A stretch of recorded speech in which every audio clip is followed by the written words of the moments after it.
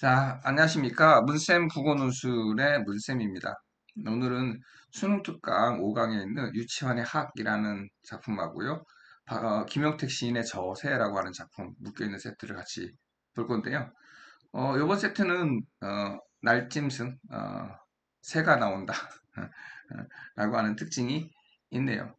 3번 문제의 그 보기를 보니까 이런 걸 제시를 했어요. 시적 대상에 대해서. 보통 우리가 이제 시적 대상이라고 하는 것은 뭐 사람이거나 또는 자연물이거나 어떤 사물 같은 것들이 일반적으로 등장을 하지요. 그렇죠? 그런데 특정한 관념이나 상황, 정서와 같이 무형의 것들도 시적 대상이 될 수 있다. 라고 하는 보기를 주었습니다. 그거는 하나의 힌트가 되는 거죠. 그렇죠? 그러니까 이 작품, 우리 여기에 묶여있는 작품들은 그런 자연물이 시적 대상이 아니라 어떤 상황이나 정서 같은 것들이 시적 대상이다라고 이렇게 주는 것 같아요. 그래서 그런 것이 어떤 것인지 파악해 가면서 작품을 좀 읽어보도록 하겠습니다. 유치한 선생님의 학이라고 하는 작품인데요. 이 작품은 나는 하기로다로 시작해서 마지막에 마르는 하기로다라고 하는 진술로 끝납니다. 그래서 유사한 내용이 연결돼 있고 나는이 음, 뭐 생략돼 있다고 보면 그죠? 어, 예, 뭐 통사 구조상의 유사성이 생길 수 있다. 그런 점에서 보면은 수미상관적인 구성이다 이렇게 볼 수 있을 것 같아요. 자, 일단 학이라고 하는 소재를 들이댔는데요. 조심하셔야 돼요. 여기서 나오는 학은 시적 대상이 아니라 화살을 비유한 거예요. 은유법을 사용했다는 거죠. 그래서 화살을 비유한 게 학입니다. 음. 보통 우리가 학 그러면 생각나는 게 되게 고고하고 깨끗하고 순결한 그런 어떤 새. 그래서 동양에서는 예로부터 이 학을 갖다가 신선들이 타고 다니는 그런 새로 봤어요. 그래서 신선들은 자가용 대신에 학을 타고 다녔다. 라고 하는 거죠. 그래서 굉장히 고고한 이미지를 갖고 있는 것이 이제 학이에요. 근데 이제 이 시에 나오는 학은 조금, 상황이 좀 달라요. 어쨌든. 자, 나는 학이로다, 은유법. 박모의 수묵석거리를 가량이면 슬픔은 멍이냐, 목줄기에 맺혀. 소리도 낼 수 없느나. 그랬습니다. 박모는 이제 전역 무렵이라고 보시면 됐고요. 전역 무렵인데, 거리가 이제 수묵색거리라고 이렇게 표현해 줬어요. 그래서 자, 이연에서는 시간적 배경하고 공간적 배경이 제시되었죠. 그런데 공간적 배경이 구체적인 어떤 곳으로 제시된 것이 아니라 수묵색 거리라고 하는 굉장히 추상적인 그런 거리 개념으로 제시가 되어 있습니다. 수묵색이라고 하는 것은 그 먹 있잖아요. 까만 먹물을 찍어가지고 요거를 진하게 찍거나 얇게 찍거나 이걸 이제 농담이라고 그러는데 농담을 이용해서 그리는 그림이 수묵하거든요. 그러니까 흑백의 거리라고 보시면 될 것 같아요. 그러니까 화려하지 않고 굉장히 단순하고 음, 뭐 색채가 없으니까는 어, 되게 좀 뭐라고 할까요? 가난해 보인다고나 할까? 그런 거리입니다. 자, 거기를 간다예요. 가다. 그래서 가량이면 간다고 치면 슬픔은 멍이냥 목줄기에 맺혀 소리 낼 수다. 슬픔이라는 단어가 직설적으로 지금 제시가 되었어요. 슬픔이 멍이 든 것처럼 목줄기에 맺혀 있다. 학을 보시면 되는데 학이 이게 보시면 목 있는 데가 이렇게 까맣죠, 그렇죠? 아마 이런 형태적 유사성에서 비유를 끌어온 게 아닐까라는 생각이 듭니다. 그래서 목줄기에 맺혀 소리를 낼 수 없다. 그러면 지금 맥락상 보면은 뭐예요? 슬픔 때문에 소리를 낼 수 없다는 거죠. 근데 슬픔이 발생하는 게 뭐예요? 저물 무렵의 수묵색 거리라고 하는 상황적인 것이 슬픔이라고 하는 것과 연결되어 있습니다. 음, 그래서 이게 단순히 시간적으로 저녁 무렵이고 공간적으로 수묵색 거리다. 라는 것도 되겠지만, 어, 그걸 좀 떠나서 이 두 가지가 의미하는 뭔가 암울하고 우울한 상황. 이게 이 작품에서 중요한 모티프로 작용하고 있구나 하는 걸 알 수가 있습니다. 그래서 뭔지 모르지만은 뭔가 암울하고 우울한 상황 속에서 슬픔이 생기고 그 슬픔으로 인해서 나는 아무런 소리도 낼 수 없는 그런 어떤 절망적인 그런 어떤 상황 속에 처해 있구나 하는 겁니다. 3년 가시면요. 저마다 마음속 적은 고향을 안고 창창한 담차 속으로 흘러가건만 나는 향수할 가나안의 복된 길도 모르고 이랬네요. 자, 저마다가 누군지는 안 나와 있어요. 그러나 적어도 나와는 대비되어 있다라고 볼 수 있겠죠. 그래서 저마다가 누군지는 모르겠으나 나와는 어쨌든 대비되어 있는 존재다. 그죠? 자, 저마다는 저 마음속에 고향을 안고 보통 이제 우리가 고향이라고 하면은 긍정적인 이미지, 좋은 이미지를 떠올리죠. 우리가 태어나서 자란 곳이고 또 안정감을 느낄 수 있는 그런 곳입니다. 그래서 집과 같은 이미지로 고향이 많이 등장을 해요. 그 고향을 어떻게 써요? 담채화라고 죠. 앞에 나왔던 수묵색과는 좀 완전히 대조되는 컬러풀한 그림으로 지금 묘사를 해놨습니다. 그래서 수묵화와 담채화의 대조 이런 느낌이에요. 그래서 그러니까 이 저마다는 내가 아닌 다른 사람들이겠죠. 뭐 시대적 상황이 구체적으로 안 나와 있습니다만은 우리가 굳이 이걸 이제 일제강점기라고 본다면 일제강점기를 살아가는 수많은 사람들이 나름대로는 뭐 화려한 삶을 살아가고 있다. 또는 뭐 일제강점기 아니어도 상관없어요. 지금. 나와는 다르게 나는 지금 뭐예요? 가난하고 우울한 삶을 살고 있는데 다른 사람들은 저마다 어떤 꿈을 갖고 있고 저마다 안락한 생활을 하고 있고 이렇게 좀 대비된다고 볼 수 있을 것 같아요. 여기 이제 가나안의 복된 길도 모르고 이랬거든요. 가나안이라는 곳이 우리 기독교에서 얘기할 때 천당, 천국을 의미하잖아요. 하나님 이스라엘 백성들에게 약속하신 젖과 꿀이 흐르는 땅이 가나안이거든요. 그러니까 그렇게 뭔가 부유하고 또 복되고 이런 길도 나는 모른다는 거예요. 왜 그런지는 여전히 이유는 없어요. 그렇죠? 그래서 굉장히 추상적이고 또 상황적인 논리만이 제시되어 있는 그런 작품입니다. 자, 사연 갔더니요. 푸르른 솔 바람 소리만 아득한 풍랑인 양 머리에 설레더니 깃은 남루하여 올빼미처럼 춥고 자랑은 홀로 높고 슬프기만 하여 내 타고남이 차라리 욕되다 그랬습니다. 이 마지막에 내가 태어나는 것 자체가 차라리 욕되도다 이렇게 되어 있습니다. 그죠? 뭔가 떠오르는 작품이 있지 않습니까? 2019학년도인가요? 유치한 선생님의 출생기라고 하는 시가 수능에 출제가 되었죠. 그 시에서도 뭐예요? 자신의 출생을 굉장히 욕되게 바라보는 그런 어떤 내용들이 들어 있었어요. 아마 내가 학교 선생님이라면 그 시랑 연동해 시켜서 유사하니까 출제할 수 있지 않을까 하는 그런 생각도 들어요. 그래서 내가 태어난 것이 차라리 욕되다. 그러니까 지금 상황이 얼마나 부정적이면 자기가 태어난 것 자체가 욕되다고 했을까? 2019학년도에 나왔던 출생기라는 작품과 연결시켜보면 자기가 태어난 시대가 나라를 빼앗길 때였거든요. 조선을 일본에게 빼앗길 때 자기가 태어났기 때문에 자기의 태어남 자체가 굉장히 욕되다라고 이렇게 인식하고 있는 그런 시가 있었단 말이죠. 그 시랑 어떻게 보면은 유사한 상황적인 패턴에 놓여 있는 게 아닐까 싶어요. 다만 요 사연에서는 뭔가 긍정적인 이미지도 나와요. 꿈이라는 단어가 등장하죠. 그래서 꿈이 있는데 근데 이 꿈이 실현될 가능성이 없는 꿈처럼 보여요. 왜냐하면 푸르른 솔바람 소리만 아득한 풍랑인 양 아득해요. 아주 먼 거잖아요. 그죠? 먼 풍랑인 양 머리에 설레노니 그러니까 내 머리에 설렌다가 내 머리 위에서 설렌다는 거니까 그러니까 뭔가 하늘 그러니까 보이지 않는 어떤 저 먼 세계 어, 그런 것들을 조금 상징적으로 보여주는 거 아닐까. 솔바람 소리, 소나무에 부는 바람 소리가 솔바람 소리죠. 아시다시피 우리가 핫그림 보면 제일 많이 등장하는 나무가 소나무예요. 그래서 보시면 소나무와 하악이라고 하는 것이 굉장히 많이 등장하고 세트로 등장하고 있는 그런 그림들 정말 많이 보셨을 거거든요. 이런 그림으로 봤을 때 뭔가 화자가 안주할 수 있고 화자가 행복을 느낄 수 있는 그런 세계가 솔바람 소리 정도로 되는 것 같아요. 어? 푸르른 솔바람 소리 그랬으니까 청각의 시각화라고 하는 감각적 편의도 생각해 볼 수가 있겠네요. 그렇죠? 어? 그리고 이것이 아득한 풍랑이냐 머리에 설레기만 해. 그러니까 있는 건 알겠는데 그게 뭔지 내가 정확하게 잡을 수가 없고 갈 수도 없는 그런 어떤 세계 속에 존재해요. 그러니까 오히려 그런 것이 우리에게 주는 어떤 절망감이 더 심하잖아요. 어?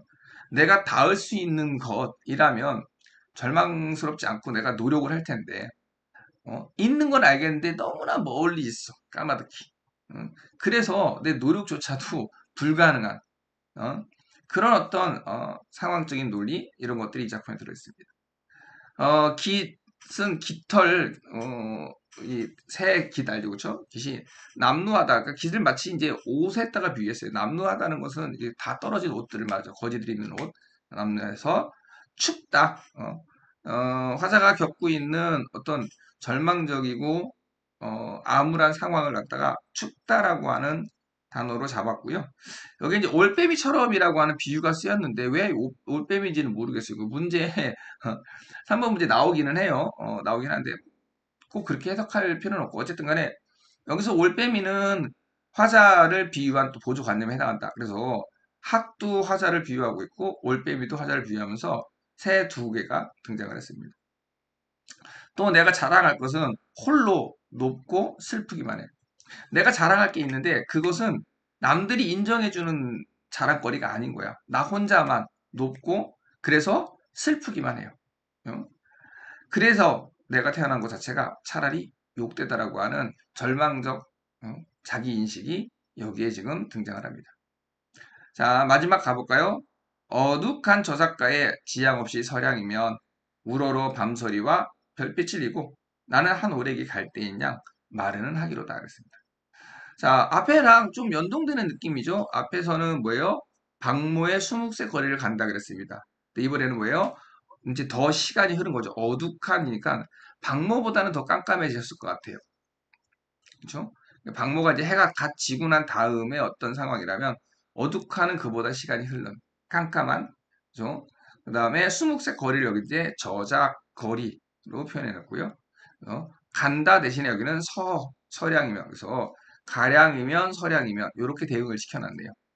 그래서 수미상관적인 구성을 좀 해놨다 이렇게 우리가 해석해 볼 수 있을 것 같고 어쨌든 간에 아까는 수묵색 거리를 가면서 뭔가 절망적인 상황들을 인식하고 인지하게 되었고 이번에는 지향 없이 서 있는 거예요. 어디로 가야 할지 모르는 상황인 거죠.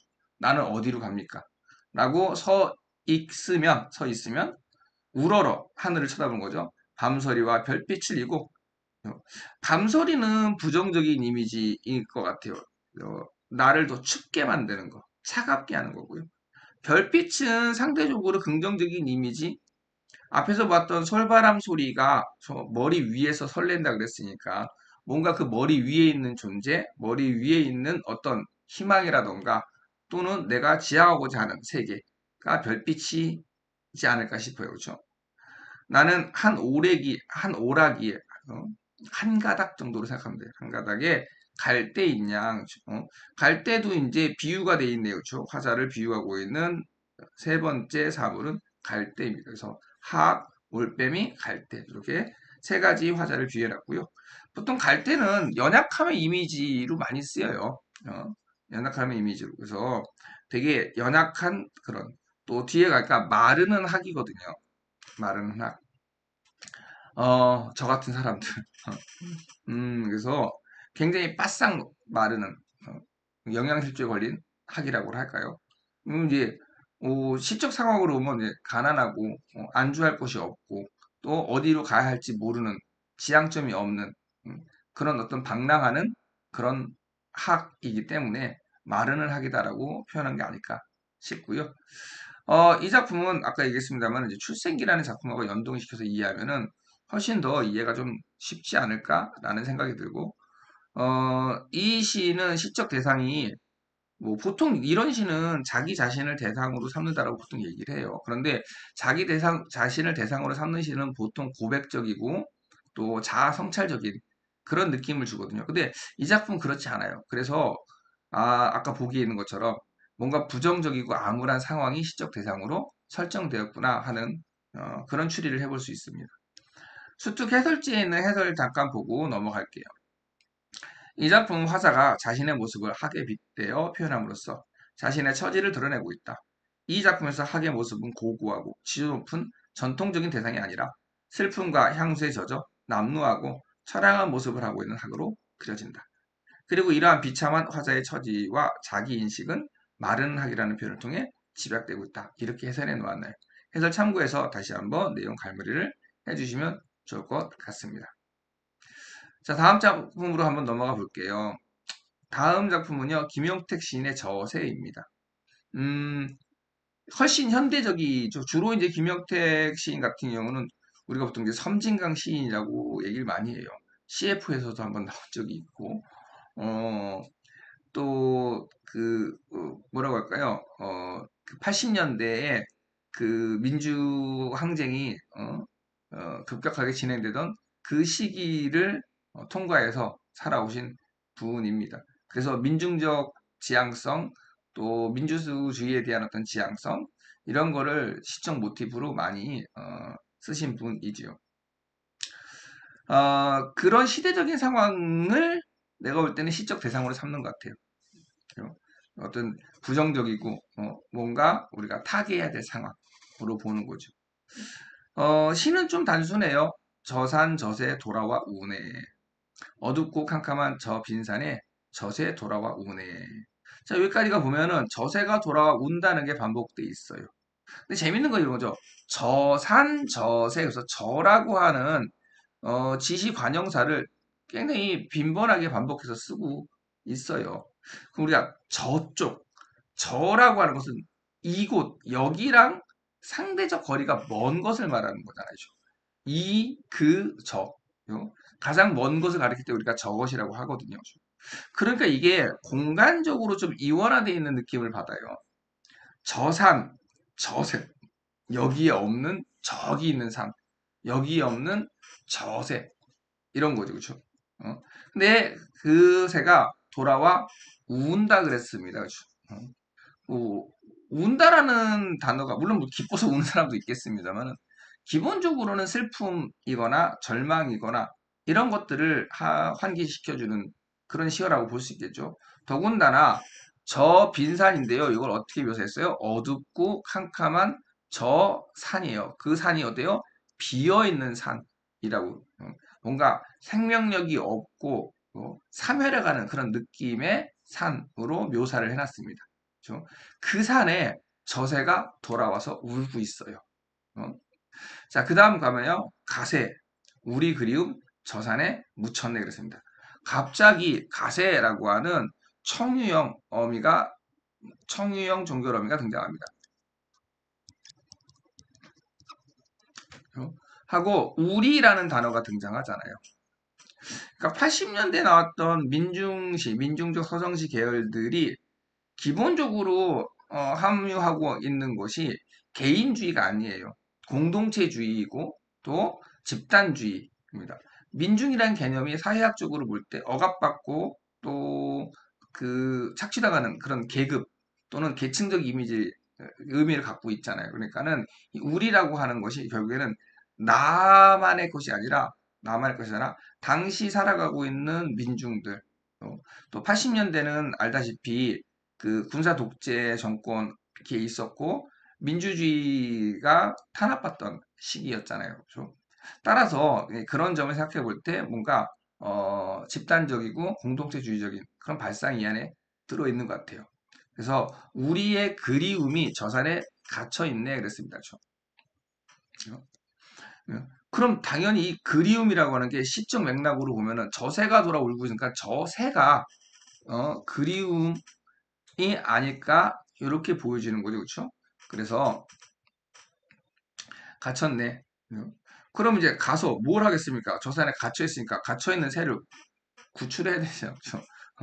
구출할 수 있을까요? 볼까요? 저 어두운 들을 지나 저 어두운 강 건너 저 남산 꽃밭에 꽃피러 가세. 자, 역시 이제 가세.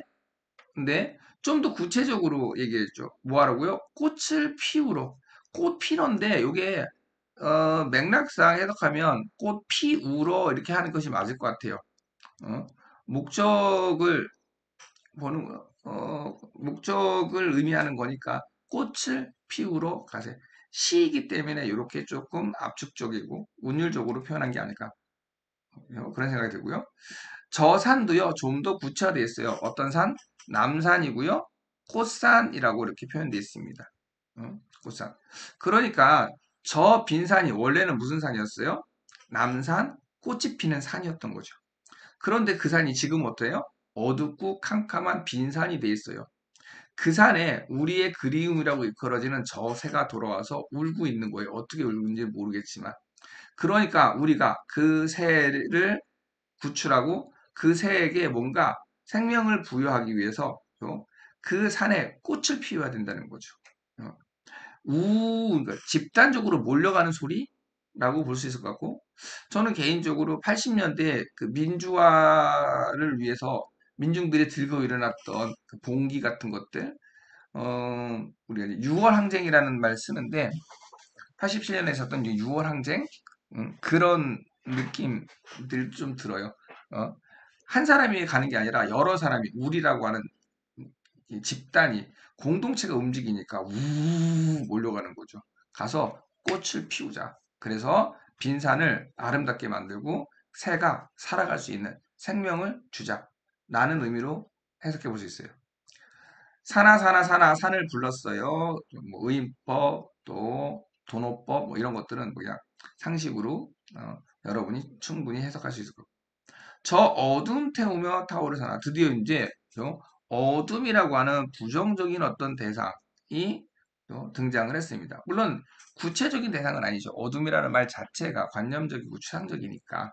그죠? 앞에서도 어둡고 캄캄한 저 빈산이었거든요. 그럼 저 빈산에 어둠이 지금 감싸고 있는 거니까 이 어둠을 태워버리는 거예요. 그죠? 그러면 타오를 사나, 타오를 거란 말이죠. 그죠? 타오를 사나 그랬으니까는요. 자, 요거는 뭐예요? 현재가 아니라 미래죠, 미래. 그러니까는 가세라는 말도 사실은 현재는 아니에요. 그렇죠? 냉정하게 따지면 지금보다는 미래가 되는 거죠. 여러분 갑시다 라는 이야기는 지금 가는 게 아니라 좀 이따 갈 거란 말이에요. 그렇죠? 근데 이제 어둠을 태며 타오를 사나 저 꽃산에 눈부시게 기초를 새하얀 서여가지고 저 꽃산에 꽃산이 되면 어떻게 돼요? 눈부시게 깃을 확 쳐서 붕 하늘로 올라갈 새하얀 새. 자 역시도 기초 오를 새하얀 새예요. 그렇죠? 새하얀 새. 그러니까 우리가 가서 꽃을 피우면 그 꽃 속에서 새하얀 새가 확 날아갈 거다. 나는 거죠. 그죠? 저는 이 대목에서 김지아 시인의 새라고 하는 그 시가 좀 생각났어요. 그뭐 노래로도 유명한 시인데 거기서 비슷한 구절이 나오거든요. 그렇죠? 그래서 새하얀 새. 어쨌든 우리 앞에서 봤던 그 유치원 선생님의 학도 생각나죠. 학도 하얀 새잖아요. 그렇죠? 그러니까 뭔가 그 80년대 시대적 상황으로 보자면 뭐 민주주의라던가 또는 어떤 민중의 생존권이라던가 뭐 이런 것들을 좀 상징하는 것이 새하얀 새가 아닐까 싶어요. 아, 그런데 지금은 그잖아요. 지금은 저 어두운 빈산에 갇혀 저새 밤새워 울고 우리도 어둠 속에 우리도 지금 현재 어디 있어요? 어둠 속에 어, 꽃같이 아픈 눈을 뜨고 있네. 자, 꽃같이 아픈 눈을 역설로 볼 수 있을까? 뭐 이제 뭐 논란은 됩니다. 역설로 봐도 무방할 것 같기는 해요. 그렇죠? 왜냐하면 여기서 이 시에서 꽃이라고 하는 단어는 굉장히 긍정적으로 쓰인 거잖아요. 뭔가 화자가 소망하는 세계, 지향하는 세계와 관련돼서 쓰인 거고요. 그렇죠?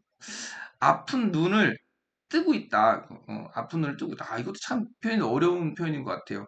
아픈 눈을 뜨고 있다. 그 눈을 똑바로 뜨고 있는 거예요. 왜? 새를 봐야 되고 현실을 직시해야 되기 때문에. 하지만 그 현실은 어떤 거예요? 지금 어둠 속에 있는 현실이에요. 여러분 어둠을 확 쳐다보세요. 어두울 때 깜깜한 곳을 눈 아플걸요. 음? 그런 아픈 눈. 현재 현실은 뭐예요? 아픈 눈인 거야. 그런데 우리가 이 산에 가서 꽃을 피우면 미래에는 어떻게 돼요? 새가 날아가는 걸 볼 거란 말이죠. 그러니까 꽃같이 아픈 눈이 되는 거죠. 이해가 되죠, 그렇죠? 그러니까 미래의 희망을 꽃으로 보자면 현재의 고통을 눈으로 본 거예요, 그렇죠? 그래서 꽃같이 아픈 눈은 뜨고 있네. 저라는 단어를 참 많이 쓰고 있고 80년대 어떤 암울했던 시대 상황 속에서도 희망을 잃지 않기를 소망하는 그런 어떤 메시지가 담겨 있는 작품이에요. 유치한 선생님의 앞에 보았던 학과는 좀 다르죠. 학에서는 그런 희망의 메시지가 너무나 아득해가지고 만질 수도 없는, 어? 그래서 더 절망스러운 그런 어떤 그 뉘앙스의 주제 의식을 가지고 있었다면 김용택의 저세라는 시는 그거보다 보다 진일보되고 보다 희망의 메시지가 들어있는 작품으로 보입니다. 우리 수특 해설 한번 보고서 끝내도록 하겠습니다. 이 작품은 화자가 처한 부정적 현실을 드러내고 이런 부정적 현실을 극복하고자 하는 바람을 담고 있다. 그러니까 유치한 선생님의 시하고는 좀 다르죠. 특히 이 작품은 산속에 갇혀 오는 저새를 통해 화자가 처한 부정적 현실을 표현하고 기초 오를 새하얀 새와 어둠을 태우며 타오를 산을 부르는 행위를 통해 이러한 현실을 극복하고자 하는 화자의 소망을 드러내고 있다. 하지만 이 작품의 마지막 부분에서는 이러한 바람에도 불구하고 슬픔과 아픔을 겪고 있는 부정적 현실을 형상화하여 하며 시상을 마무리하고 있다 그랬습니다. 그러니까 지금은 암울하고 어둡다. 근데 언젠가 미래에는 우리가 원하는 자유와 민주주의가 실현될 것이다라고 하는 그런 메시지인 것 같아요. 또 그러기 위해서 우리가 노력해야 된다는 거예요. 가세, 꽃피로 가세 그러잖아요. 그죠? 우리의 노력이 거기에 같이 얹혀져야 되는 거죠. 자, 이렇게 우리가 해석해 봤고요. 좋아요 꼭 눌러주시고요. 구독 여러 사람들한테 홍보 좀 해주세요. 구독 좀. 제가 1000명 구독자 모으는 게 목표인데 지금 40명인데요. 부탁할게요. 자, 안녕.